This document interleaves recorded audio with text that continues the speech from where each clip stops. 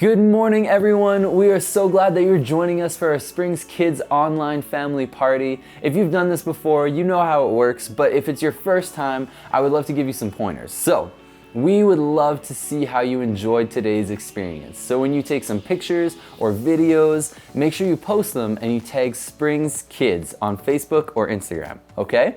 So the way that it works is we're gonna have a Bible lesson, we're gonna have some games, we're gonna have a family question for you to discuss. And so we would love to see you post any of those things. It can be a picture of you guys watching the lesson together. It can be a video of you participating in the challenges, but we would love to see that. And if you're not following us on Facebook or Instagram, make sure that you like our Facebook page, Springs Kids, or that you follow our Instagram handle @SpringsKids. We would love to stay connected with you guys. We post things throughout the week, and we have these awesome parties that are happening on Sunday mornings. So we would love for you to join us.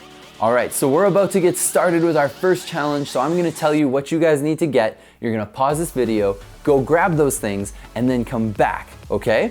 Now, you're gonna start by grabbing either a ping pong ball or a crumpled up piece of paper for each person who wants to participate in this. Then you're also gonna grab a straw. But that one's optional, so if you don't have one for everyone, that's okay. You can just use your mouth to blow instead. I'm gonna tell you all the rules to the game right after this, so pause this video, go grab those things, and come on back. All right, everyone got their items? Perfect. I've got a crumpled up piece of paper and a straw. So what you're gonna do is you're gonna place your paper or your ping pong ball down side by side, but make sure there's enough room between each other so you don't run into each other. And you wanna do this on something that's not carpet. Do it on a different floor if you can. And then if you have your straw, you take your straw and you put it in your mouth and you're gonna blow to try and blow this paper or the ping pong ball across the floor. If you don't have a straw, you just use your mouth. You blow, and the first person to get it across to wherever you guys designate as your finish line is gonna be the winner, okay? So that's what you're gonna do. You're gonna put it there and you're gonna blow it across and you're gonna have a race to see who can blow their piece of paper or their ping pong ball across the finish line first. You got it? All right, pause this video, play that game, and then come back after that. Have fun!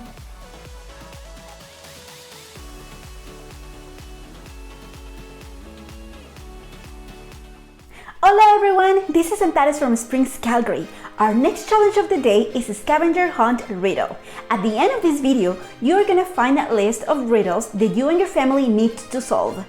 Then find all the items, put them together, and take a picture of them. And of course, post it in the comments below. Are you ready? Have fun!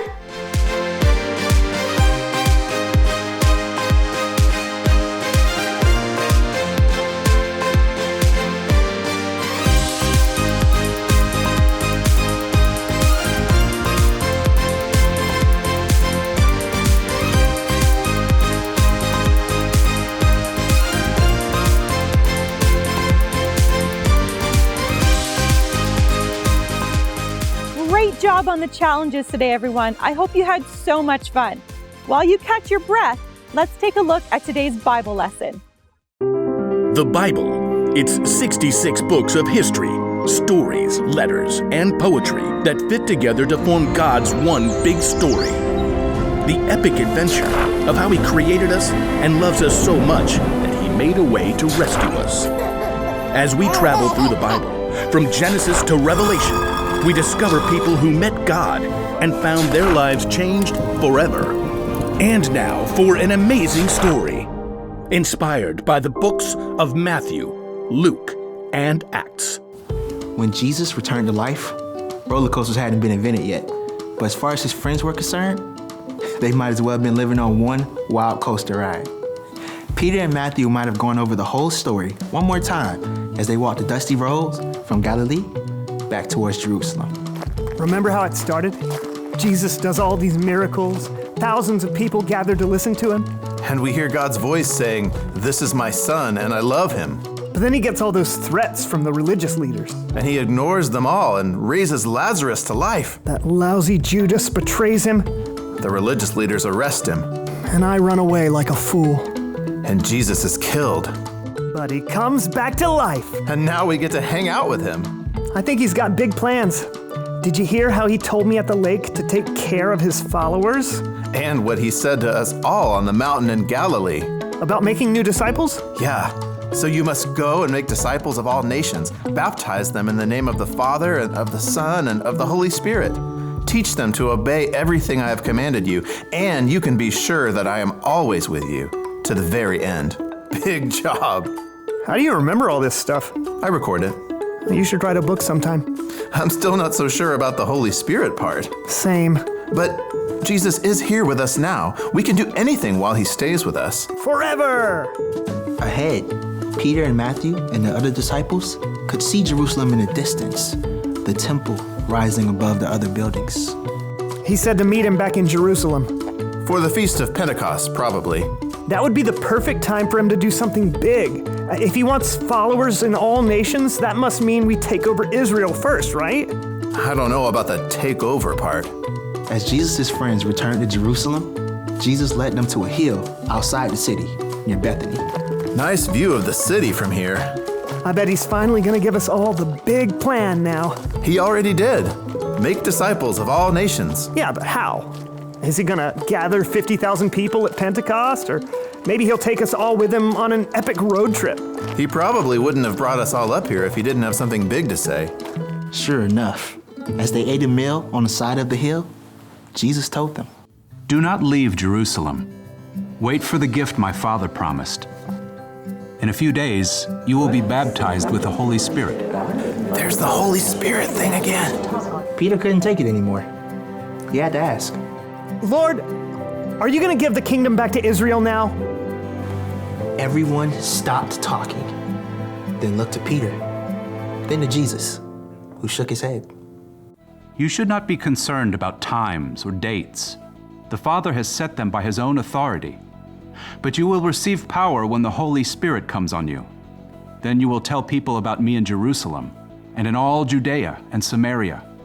And you will even tell other people about me from one end of the earth to the other. The disciples exchanged glances. Okay, you did say the all nations part already, but where will you be? And please, can you explain how the Holy Spirit's going to help us? As Jesus smiled at his friends, he lifted his hands and spoke a blessing over them. He's not answering the question. As Jesus was speaking, something incredible happened. Slowly, he began to rise into the air. He's standing in the air. How is he standing in the air? Jesus' friends stared, mouths open. Soon, a cloud hid him from view, but they continued to gape. Men of Galilee. The disciples blinked and finally looked down to discover two tall men dressed in white standing right beside them. Why do you stand here looking at the sky? Jesus has been taken away from you into heaven, but he will come back in the same way you saw him go. Come back? Come back when? But the men in white were gone. He did say, don't be concerned about times or dates. But he just gave us the biggest job ever. Tell everyone in the whole world about him? There's gotta be a plan. The Holy Spirit. I think the Holy Spirit is the plan. But we don't know what the Holy Spirit is. Jesus said to wait in Jerusalem.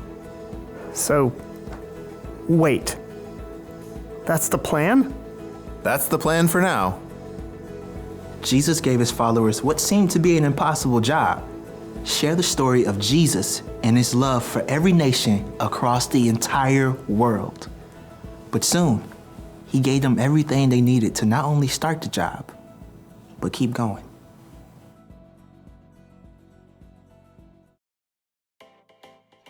Wow, we have such an important mission to do, the Great Commission. We're going to learn more about this next week and more about Holy Spirit. So make sure you guys keep coming back so you can learn more. But you know what, just like in everything we do, some things are hard, but we need to remember to never give up and to keep going no matter how hard things might be. Are you guys ready for today's question? Yeah. Okay, here's today's question. What is something hard to do that God can help you with? So what you can do is pause this video and go around the room and have everyone answer this question.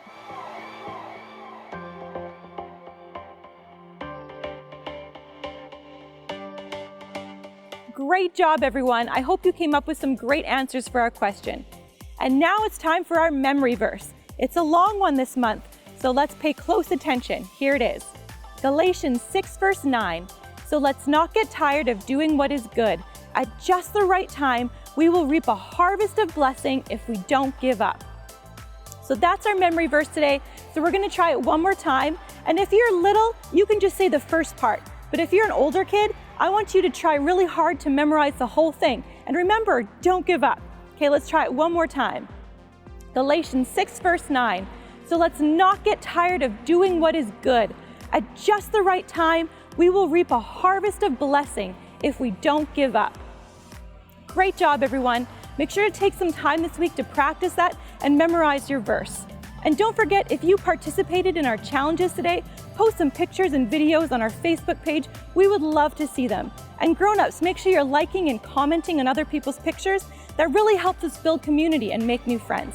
And don't forget, we've got something very important coming up next week. It's Mother's Day. So make sure you come back next week and make sure you're following us on Facebook and Instagram because we're gonna have so many fun things happening all week long. Bye everyone, see you next week.